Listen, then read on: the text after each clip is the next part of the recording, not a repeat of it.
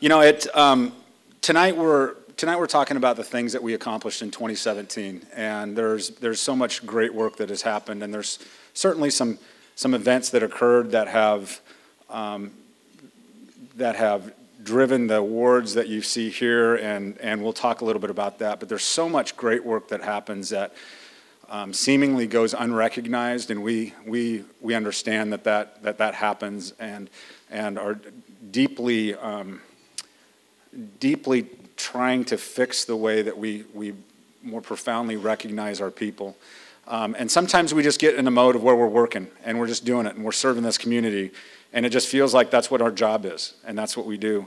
And I think it's important to note that even though we have a bunch of certificates and a bunch of awards that we're gonna present tonight, that there's an awful lot of really, really hard work that happens. And so when I think about 2017, and quite frankly, I can't help but think about the last 7 years because of me stepping away from the organization next week. I have a tendency to think about this as being my last awards ceremony and awards banquet, that I think back on the last 7 years. And one of the things that is a byproduct of this being so public about me stepping away, whether I wanted it to or not, is the overwhelming number of people that have reached out to me, that have seen me out in the community, run into me at restaurants, or actually come to the police department to just say thank you. And while I'm humbled by that, it occurred to me, and the dialogue that I have with them has been a blessing. And the blessing that I've had through this whole thing is having a better understanding and a more profound understanding of the type of trust that we've built with this community. And that's very, very important to me. And so when people ask me, what are you the most proud of as you leave or step away from the organization, there's a bunch of stuff that I think that we've done really, really well. And there's some stuff that obviously we could have done better at. But one of the things that I'm really, really proud of is the relationship that we've built with this community and the amount of trust that I believe this community has in this police department. And that doesn't happen by accident. It doesn't happen just because you hope that people feel that way about you. And one of my favorite authors and speakers is Simon Sinek, who is the author of the book Leaders Eat Last. And he talks about in his book that trust is not about the psychology of the human being, but it's about the biology and about the way you make them feel and the chemicals that are in the human body and the emotion of trust and confidence. And I really appreciate that, because oftentimes we think about, in law enforcement, you know, the psychology of how we get a community to trust us. And we miss the point of the things that we do and the actions and the behaviors that we have, how important it is in the way we make this community feel about us. And as we make them feel safe, as the tribe feels safe, then people have a tendency to trust those that are keeping them safe. And so that's been a takeaway for me that has been a real blessing and a real gift for me as I look at what the next chapter of my professional career is just that gift of trust from our community. And that has happened on the backs of all the men and women of this organization. It really has. This isn't about a chief that's in the community that has the ability to evangelize what we do, or the ability to shake hands and kiss babies and do all of the things that people think a chief does. It's the stuff that the men and women of this police department, both sworn and professional staff, do, to include our dispatch staff up on the hill that oftentimes is overlooked. It's the stuff that they do that elicits that emotional response in people that helps build a deep sense of trust in this police department. Now, having said that, trust is very, very fragile. Very, very fragile. It doesn't take very much to break that trust. And so as we look at where this organization is moving towards, and as new leadership comes in, I challenge all of you to understand that that is a very, very sacred and fragile thing of having this community trust you. And so there's a couple of things that I'll just leave you with that I'd like this organization to remember. Every organization out there has a tendency, or every member of an organization has a tendency to understand what they do, what it is they do. They also have a fairly good grasp on how they do those things. The key, though, is that very few organizations fully believe and understand why they do what they do. So if you're Nike, for instance, which we all know the brand, if we ask ourselves, what does Nike do? And you say they make world-class footwear, or they make innovative footwear, or they make, you know, the best tennis shoes money can buy. And you ask them how they do that, and they say, well, we do that through product research and innovation and creativity. Buy my shoes. If they know the what and the how, but they don't explain the why, then somehow that's not as compelling.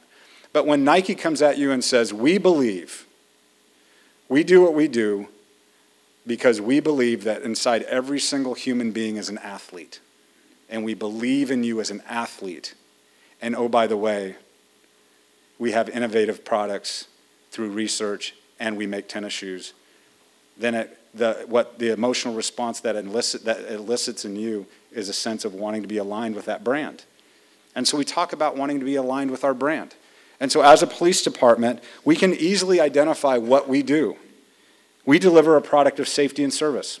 Easy enough. We can say that we deliver a product in safety and service. That's what we do. How do we do it? We have the best trained, equipped, and supervised staff. Trust us. Somehow that doesn't resonate as deeply as it can when you actually articulate the why. So if we start this conversation a little bit differently and we say, we deeply believe that everyone, regardless of race, gender, sexual orientation, or social class, should feel safe in Richland. And oh, by the way, we have the best trained, supervised, and equipped staff delivering a product of safety and service. Somehow that tends to capture the hearts and the minds of the people that we're trying to build trust with. So my charge for this organization, as much as I can have one at this point, is to never lose focus of the why. Never lose focus of why you do what you do. Because at the heart of that is going to be the emotional response that you want from the people that we are trying to build trust with. So for this organization, I do hope that you don't lose that focus on why you do what you do so well. And now we're going to honor those people for doing that job so very well. So thank you for that time.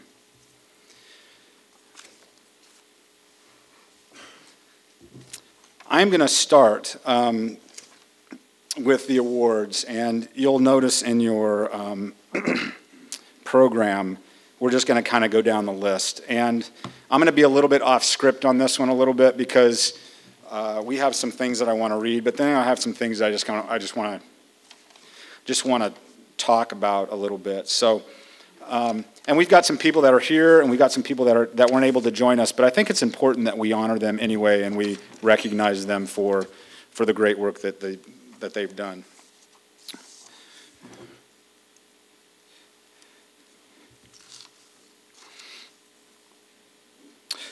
In 2013, Officer Jory Parrish became a member of the FOP Honor Guard. Since then, Officer Parrish has taken it upon himself to take a leadership role on the team. And I'm going to stop right here just real quick because our involvement in this team has been important to me since the day I've gotten here, and I will tell you that that team makes us so proud regardless of what the event is.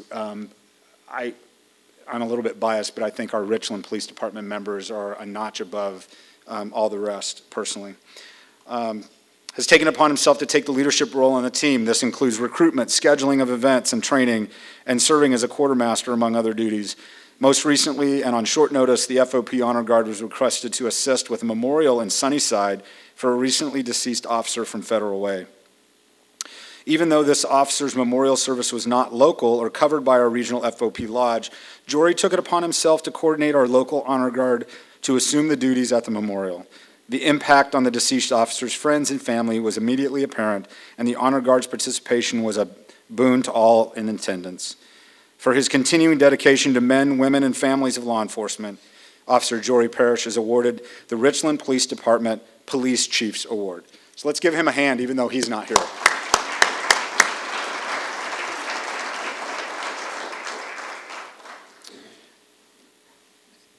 we'll get Jory his Chiefs coin and let him know how much we appreciate him. The next awards are for, and I'm going to try and read some of this and talk a little bit about this.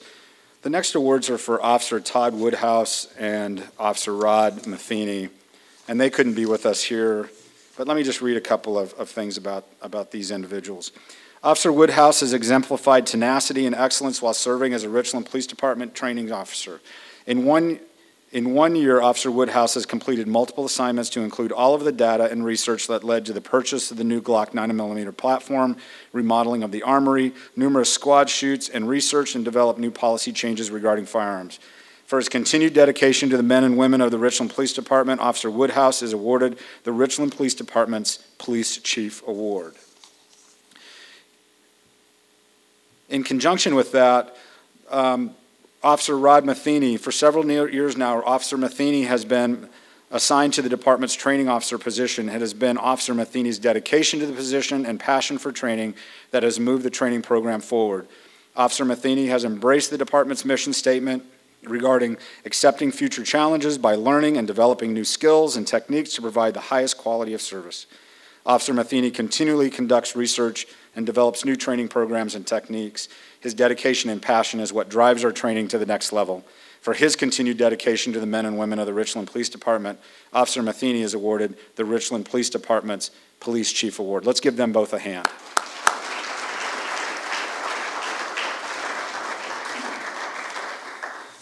Those two guys, I got to tell you, they're, as a chief, and I think any of you in supervision, and certainly Tom would agree with me, that there's a few things that make you as professional as you can be and reduce liability and make you as effective as you are in a community. And one of those things is strong supervision, but the other one is a really, really good training program. I've seen that training program grow over the last 7 years. Chris Lee was our first training officer. We made that position, carved that position out because I think we as an organization felt it was important to dedicate a person to that position. It has grown from there, and both Todd and Rod have taken that to the next level.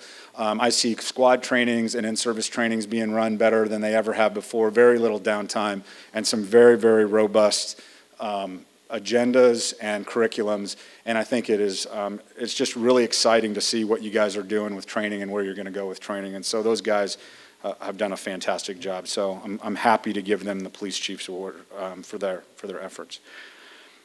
This last Police Chiefs Award I'm going to give, and there's going to be a couple others that will have the Police Chiefs Award sprinkled in with a life-saving award a little bit later, but those ladies are not here. But I do want to talk about some individuals that are here. When we took a look in 2014 about trying to develop a strategy for the criminal justice sales tax that was voted on in 2014, and we started collecting in 2015, Captain Jeff Taylor approached me about Richland reinserting itself in child pornography and enticements cases in kind of a more profound way. We certainly would investigate those cases as they came on board, but we just really didn't have a dedicated effort to that, and it was really through his leadership that I was able to help basically just kind of set something up and then get out of the way and really let them build this organization. Our Internet Crimes Against Children Task Force has, over the last 2 years, arrested 61 individuals and saved 35 different victims. And that's important work when you think about what they're doing. And people often hear me talk about, anytime we do something like this, it is an ugly, not easy to talk about, and oftentimes in society, not easily accepted role that we have to take. And but for our opportunity to insert ourselves in the harm's way and insert ourselves in between victims and predators, I don't think as an organization we are fulfilling what our mission should be. And so through Jeff's leadership and through the help of this community and this community in Benton County, passing the criminal justice sales tax, the public safety sales tax, it has created an opportunity for us to be the host agency of the Internet Crimes Against Children Task Force, which is really, really a proud moment in my tenure, and I can remember having conversations with Cindy about this, and I really appreciate her leadership because she remembers me coming to her time and time again, and basically I would say something like this: I'm really sick and tired of Kennewick getting at everything. And with all affection with Chief Hohenberg, he does a fantastic job, but they host an awful lot. I said, I want to host this one. This one's going to be ours. And so that's really how that conversation went. And Cindy looked at me and said, okay, let's make it happen. And so I'm really, really pleased with where we're at and where these guys are going. And so I'm not going to belabor this anymore, but we've got some really, really hardworking individuals here. And so I'd like to have Daryl Judge, Bill Dramus, Jeff Bickford, Darren Pitt, Robert Benson, and Sam Briggs come up. And I don't think Sam's with us, right? Is that right? Okay. I'd like you guys to come up because we're going to give you the Chief's Award.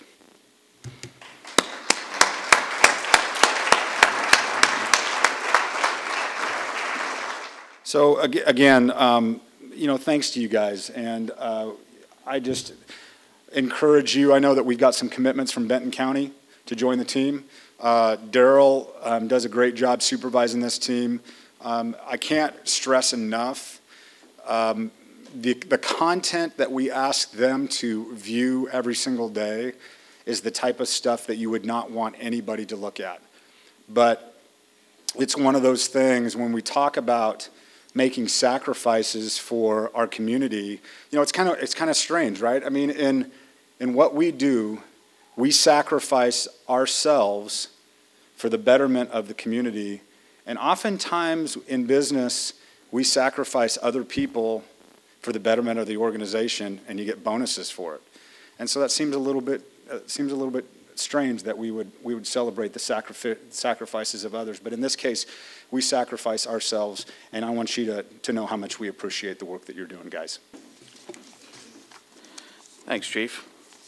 One more man that we forgot to recognize is former RPD Chief Randy Carper. I'd have to say on a personal note, thank you. About 19, 20 years ago now, you took a chance on me, and I appreciate it. I bring that up. I also talked to Tony Corsi, another former RPD chief today. So even though Chief Skinner is leaving after 7 years, he's still going to be a resource just like the other chiefs. And thank you for joining us again, Chief. Appreciate it. So the next award is from Matt Nelson. He is not here, and I'm going to kind of speak to the fact pattern more than just reading the citation. For every cop who's in this room, you know you get a case that just doesn't sit right with you. Well, that was the case with Matt Nelson back in November of 2016. He basically took a case where a wife claimed that her husband was sending threatening text. They met their probable cause threshold. They made the appropriate arrest and booking of the husband, and Matt just knew it wasn't right. Just something wasn't right when they spoke with the wife victim, and he decided that it just wasn't going to sit. So he contacted the Benton County Sheriff's Office, and there was a deputy who was also investigating a crime where the wife was a victim and the husband was the suspect. That one a little bit more serious. It kind of even more so decided for Matt that he just couldn't let this one go. And he spent, well, from November 2016 to April of 2017, Matt did 6 different search warrants on phones because he just knew that the truth was out there. And that's what we do. And so instead of speaking just to the fact pattern here, is we always seek the truth. And Matt just couldn't let it go.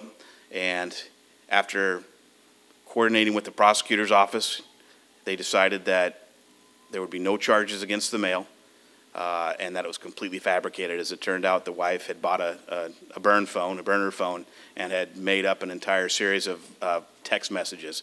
And through Matt, his hard work and his dedication to the cause of individual liberty, which is, in this case, the husband's freedom. Is Fancher, did I see you come in here? Are you still here, Officer Fancher? Yeah, so Officer Fancher here just recently graduated from the academy, and on the wall they speak about being a guardian of justice and guardian of democracy.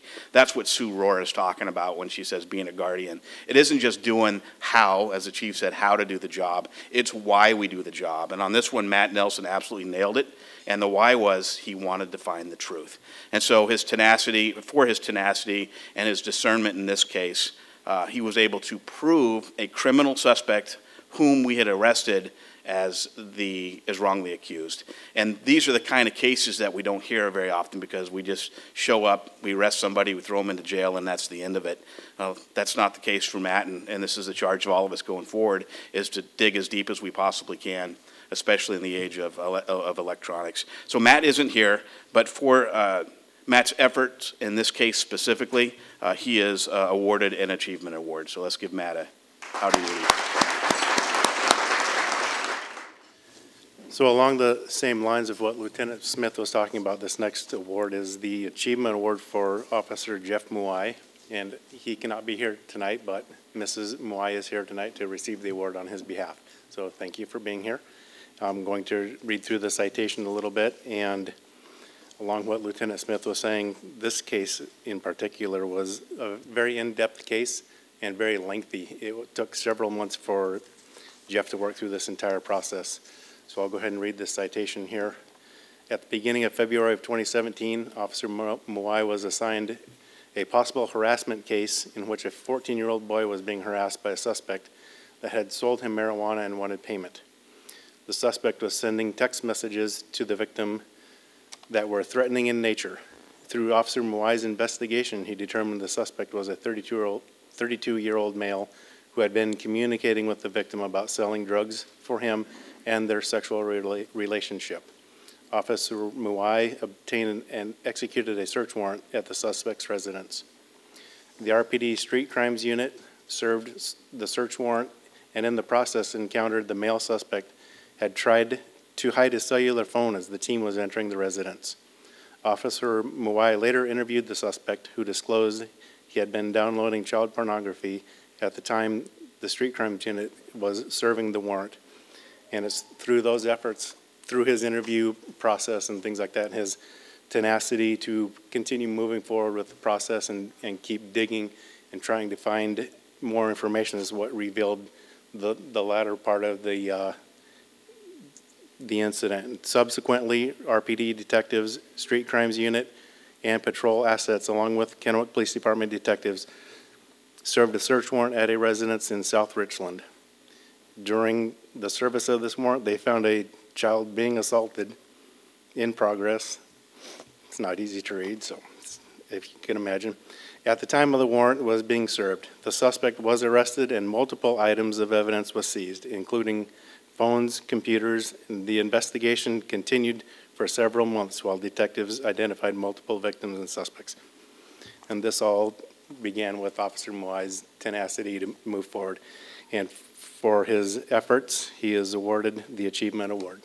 So if you'd like to come on up and receive that award.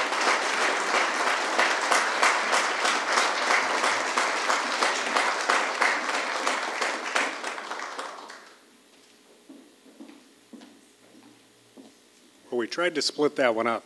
So as you heard from Lieutenant Croskery, with Officer Muai's efforts initiating the case, this is a continuation of the case into the detectives.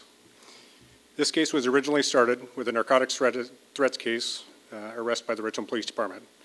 After SU's involvement, this case was assigned to Detective Jansen. Detective Jansen wasn't working the day that the case came in and wasn't assigned to him until a couple days later, but recognized the importance of a complete and thorough investigation. Detective Jansen reviewed the original narcotics case and quickly realized the need to follow up and timely search warrant to retrieve valuable evidence which had not been collected in the initial arrest. These search warrants led to many search warrants, interviews, co-interviews with other agencies, both locally and in neighboring states. This led to over 6 terabytes. Oh, you don't want to turn me up any louder. This led to over 6 terabytes of data, which needed to be reviewed, researched, and documented for child sex-related investigations. Detective Benson played an integral role in not only conducting the computer forensics, but in organizing necessarily follow-up and reviewing of information obtained, cataloging the information, and reporting the information to the appropriate agencies. Detective Jansen and Detective Lundquist had to learn an enormous amount of information related to the computer forensics and about documenting this information so they could assist in researching these items. It should be noted that the information and data that had been reviewed wasn't just as simple as documents in Word documents and memos. This was 6 terabytes of child sex videos and pictures. And if anybody wants to know anything about that, take about 2 hours, go see Bob. He'll talk your ear off about how bad that is. Detective Jansen, Detective Benson, and Detective Lundquist reviewed and cataloged this data with sensitivity to the victims and the subject matter and maintained a very high level of professionalism throughout this case. This case was an extremely complex case that involved several suspects, victims, witnesses, and had crimes that occurred in neighboring cities as well as other states, requiring numerous search warrants, interviews, and resulting in over 60 pieces of evidence, most of which was digital media and devices that needed to be analyzed. The coordinated efforts of this case with neighboring agencies, to including Portland PD, the Internet Crimes Against Children, and local and federal prosecutions, resulted in identifying at least 10 victims and arrest of 3 individuals, with 1 still pending. Because of the complexity of this case, Detective Jansen, Detective Benson, and Detective Lundquist met several times with local and federal prosecutors to ensure all the information related to this case was communicated to them in an organized manner. They worked very hard to provide a work product that was thorough, complete, and easily navigatable. Detective Jansen, Lundquist, and Benson's demonstrated exceptional performance involving implementation, coordination, and participation in a critical and complex investigation. For their dedication and efforts, they are presented with the Distinguished Service Award.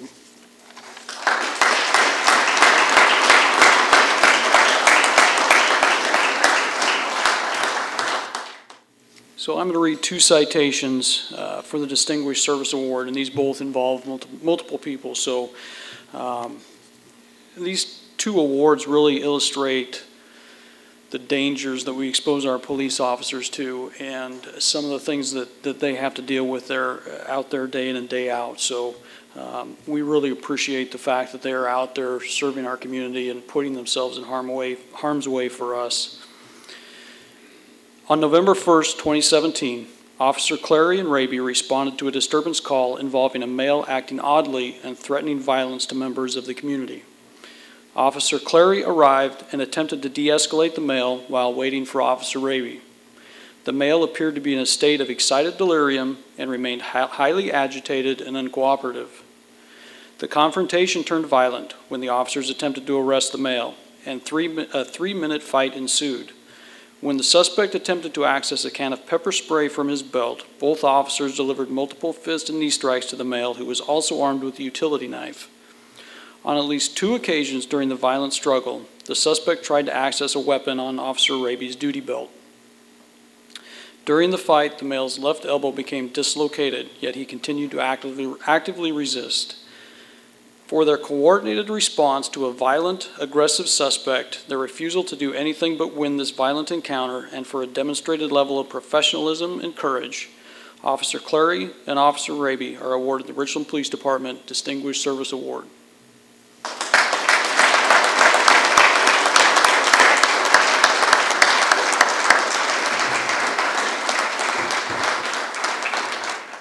This next one involved an entire squad. So on September 6, 2017, members of D Squad responded to an unknown assist fire call that involved a knife. Officer Hyde arrived and located a vehicle. Inside, he saw a male holding a female in a chokehold.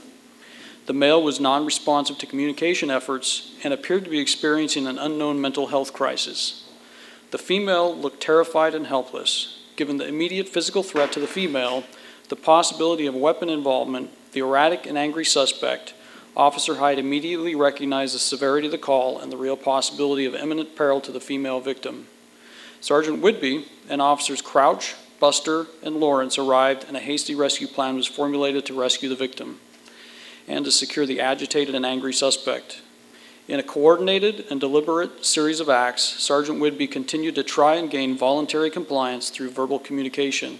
Officer Crouch used a window punch to breach the passenger window, and Officer Buster deployed his taser on the suspect, and Officer Lawrence entered the driver door and forcibly ripped the victim from the suspect's grasp and removed her from the vehicle to safety. Officer Crouch unlocked and opened the passenger door, and with a second taser deployment by Officer Buster, removed the non-compliant suspect to the pavement, where Officer Schneider and Meyer assisted the squad effort with the still non-compliant and out-of-control suspect. only after breaching a window, 2 taser applications, forcible removal from the vehicle, multiple knee strikes and fist strikes, and the physical exertions of multiple officers was the suspect able to be controlled and handcuffed.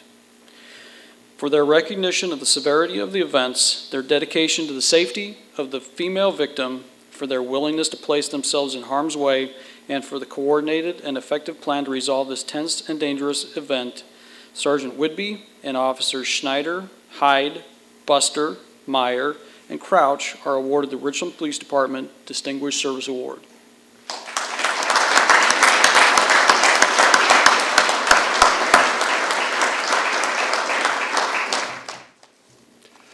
Good evening. Well, I have 3 citations to read. The first is for our code enforcement officers. On November 28th, 2017, oh, I'm sorry, I'll get the paperwork straight. On April 5th, 2017, a motor vehicle collision occurred in the 800 block of George Washington Way. The vehicles involved were a commercial delivery truck, a passenger car, and a motorcycle. The accident caused the driver of the motorcycle to be ejected. Code Enforcement Officer Katie Salter heard the call and ran from the station to assist. She began providing CPR until Richland Fire paramedics arrived. Katie also provided key information to arriving officers and medical personnel as to the condition of the victim. Katie responded into the middle of a scene that was chaotic and hazardous with heavy traffic in every lane of George Washington Way. She did not hesitate to assist a victim who had serious, life-threatening injuries and displayed professionalism that reflects well upon every employee of the Richland Police Department. In recognition of her performance during this event, Code Enforcement Officer Katie Salter is receiving the Richland Police Department Life Saving Award.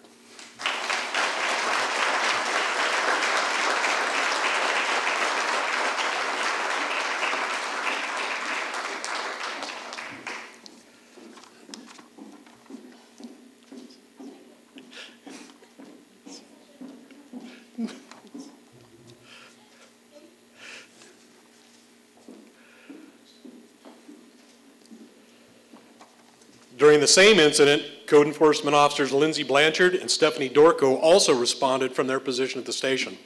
Both code officers assisted in working to restore some sense of order and safety to the very chaotic scene. They assisted with the investigation by gathering names of witnesses and citizens in the area. Lindsay and Stephanie were of significant help in managing a very involved collision scene and exemplified the city's values of teamwork and excellence. In recognition of their efforts and performance, Code Enforcement Officers Lindsay Blanchard and Stephanie Dorco are presented with the Police Chief's Award, though they're not here to accept it this evening.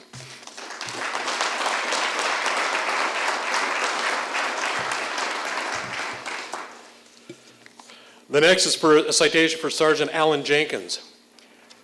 On July 19th, 2017, Sergeant Jenkins responded to a medical call to assist Richland Fire with a male experiencing a heart attack on a job site. Sergeant Jenkins arrived first, immediately took over chest compressions, and provided direction to the man's co-workers to assist. He continued to render aid until Richland Fire paramedics arrived, which allowed for continuous care of the patient. For his quick response and leadership during this event, Sergeant Jenkins is awarded the Richland Police Department Life Saving Award.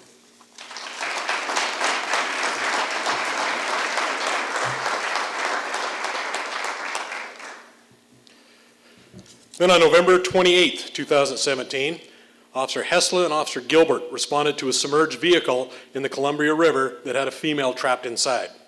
They located the vehicle, which was fully submerged with only the roof above the water line. It was resting up against a boat dock. They immediately set about trying to break open the sunroof and driver's window to free the female trapped inside. When their efforts did not work, each removed their duty belts and protective vests, and without thought for their own safety, entered the 40-degree water. Officer Gilbert submerged himself and entered the vehicle compartment, removed the unconscious female from the driver's seat, and handed her up to Officer Hessler. He removed her to the dock where the Richland Fire Department personnel took over life-saving efforts. For placing service of others above self in this event, Officer Hessler and Officer Gilbert were awarded the Richland Police Department Life Saving Award.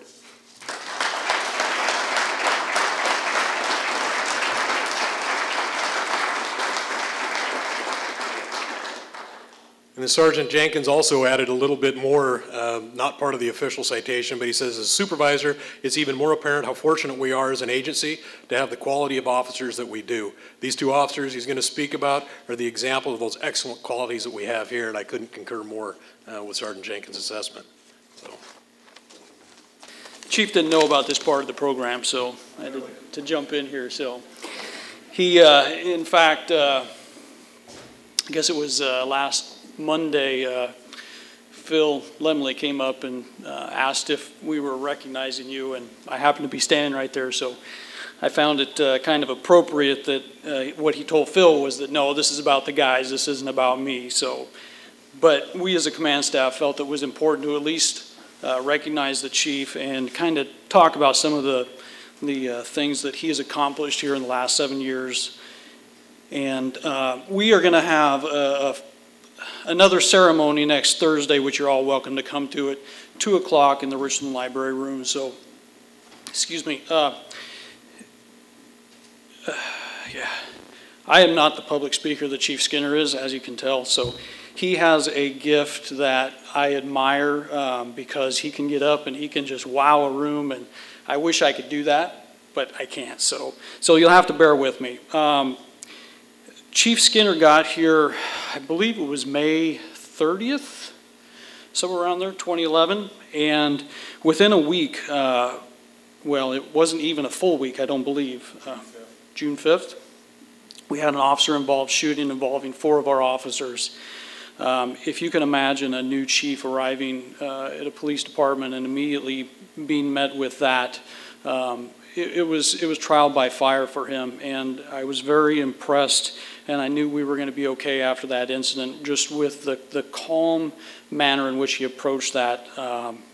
So that was our first real impressions that we got of Chief Skinner, and we knew that we were in good hands, and we knew we were going to be okay. So I'm just going to talk about some of the accomplishments that Chief Skinner is leaving us with. I think every chief, when they come to an organization, when they leave behind certain things that are considered their legacy.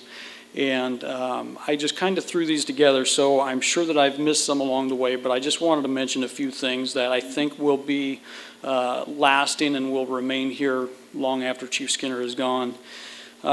One thing, one of the very first things that Chief Skinner did was he is big on branding, he's big on marketing, and we all knew that when it came to how the vehicles looked, how the uniforms looked, how the patches looked, we always ran it through Chief Skinner first. I mean, he's very good, was very good about letting us do our job and letting us do our thing, but when it came to that stuff, we knew you run it by Chief Skinner first. So he recognized our vehicles did not look very well, I don't think.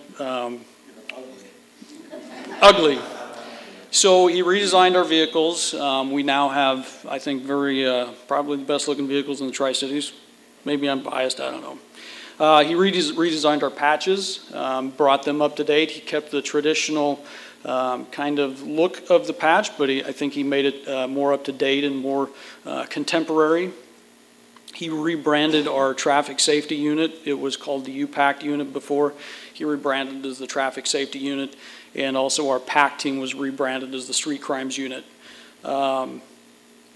It's funny, in his opening remarks, he talked about community and trust, and that was one of the biggest things that I think will probably be the lasting legacy that he leaves behind. He really emphasized that throughout his 7 years here, and it was important to him, for us as a department, to be in partnership with the community, and I know that that is something that's going to last long after he leaves. Part of that, and it wasn't only external with the community, it was also internal with other city departments. He built a relationship with other city departments that has paid dividends over the years for us, and some of the stuff that has just manifested itself with that was our patrol officers do what's called community contacts now. They actually, there's actually a, I don't even know how to say it, there's a title in our CAD system called Community Contacts, where they'll go out and they'll just randomly meet and contact people in the community, and they actually are recognized for their efforts when it comes to that. He brought along coffee with a cop, pizza with a cop. I don't know what other things with the cops there were. I knew there were other stuff, but those are the only two that I could come up with.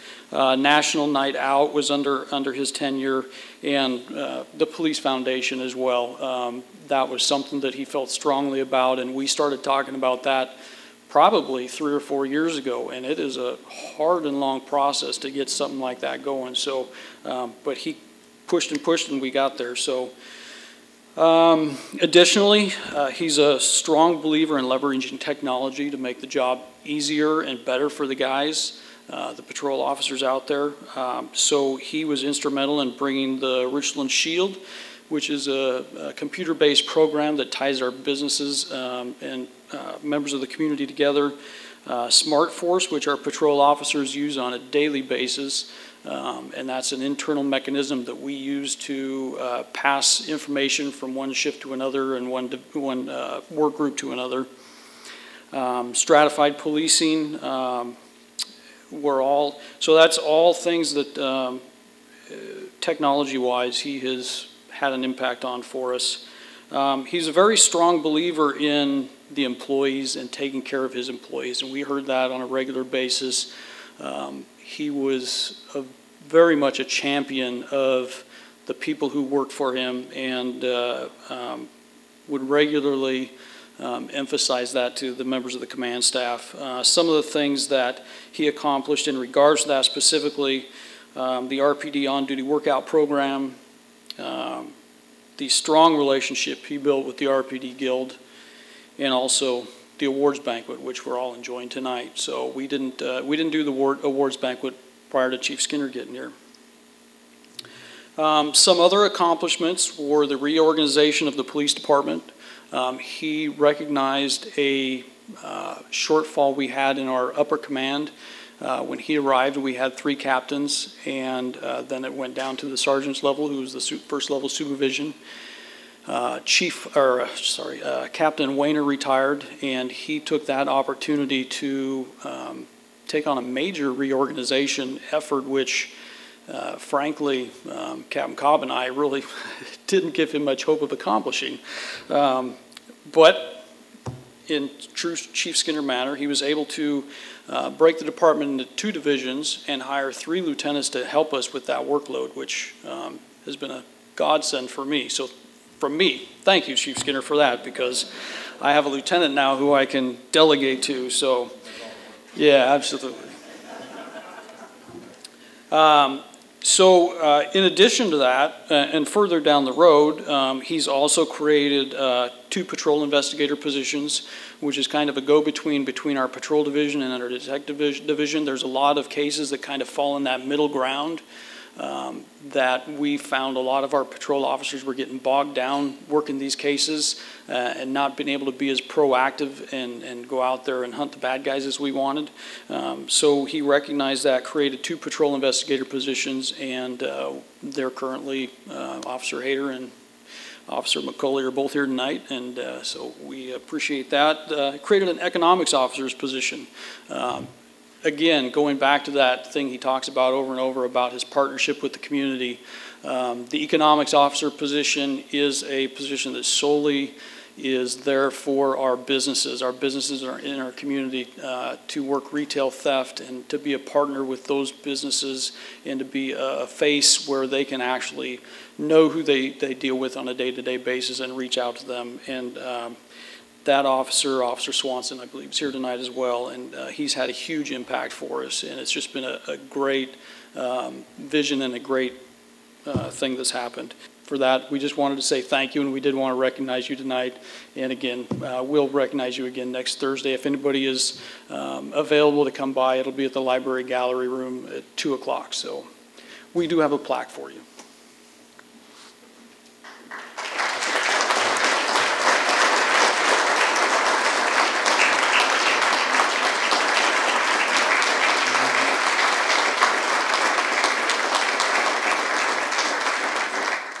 There's not very many things that get by me, but that one did. So well done, You're all fired. Quite honestly, I was more worried as Jeff was talking if he was going to talk about all the stuff that we do that Cindy doesn't know about. And so I was getting a little nervous, but I think I've got most of that stuff he talked about in my yearly plan that I can fall back on. You got a couple that we'll talk about? Okay. You know, I always think good demonstration of leadership is when you identify a lot of the successes that you look out the window at why those successes have come to fruition as opposed to looking in the mirror. You've heard me always talk about the creativity that this organization has had and the innovation and the vision that this has. And while Jeff very, very kindly stands up here and talks about all the things that somehow I achieved, that doesn't happen as a single individual. It happens as a team. And quite frankly, the majority of that stuff that he talked about were driven by this staff, this command staff. When we sit down every December or so and talk about what the next year is going to look like and what we want to accomplish, it's those men and Bunny who sit in this room together and talk about what we need to do. And the patrol investigators, that is not my idea. The econ officer, that is not my idea. And as much as I appreciate the fact that you're trying to give me credit for that, the vision for what we wanted to do there came from this command staff that I think is fully engaged and fully competent to lead this organization. Sometimes as a chief, you just need to get the hell out of the way. And with this command staff, I've learned that there are times that I just get the hell out of the way and let them do what they need to do, and it's the right thing for this organization for the right reason, and I appreciate that about them. And I just want to say thank you from the bottom of my heart for everything and for the last 7 years.